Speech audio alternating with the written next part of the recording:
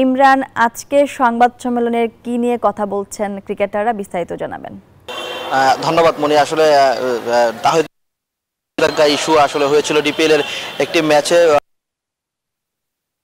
করার কারণে কিন্তু তাকে এক ম্যাচ নিষিদ্ধ করেছিলেন বেফাস মন্তব্য করার কারণে, কিন্তু তার নিষেধাজ্ঞা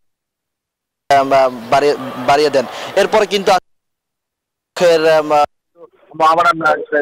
নিষেধাজ্ঞা উঠিয়ে নেওয়ার যে আবেদন করেন, সেই আবেদনের প্রেক্ষিতে কিন্তু তার একটি ম্যাচ নিষেধাজ্ঞা ছিল এবং আরেকটি ম্যাচ নিষেধাজ্ঞা উঠে যায়। এরপরে কিন্তু আসলে যে আমাদের যে এলিট প্যানেল আম্পায়ার আছেন সৈয়দুল্লাহ সৈকত, তিনি কিন্তু আসলে ঘরোয়া ক্রিকেটে আম্পায়ারিং করার না করার ঘোষণা করেন এবং তার পরিপ্রেক্ষিতে আবারও তাহিদকে আরেকটি ম্যাচ নিষিদ্ধ করা হয়। এরপরেই কিন্তু আসলে লড়ে চড়ে বসেছেন সাবেক ক্রিকেটার থেকে শুরু করে বর্তমান ক্রিকেটাররা। আমরা দেখেছি আসলে আজকে দুপুর 12টায় আসলে মিরপুর শেরে বাংলা জাতীয় ক্রিকেট স্টেডিয়ামে সংবাদ সম্মেলন করার বান্ডেল থাকলে প্রতি সেনমানিতে টাকা বাঁচবে।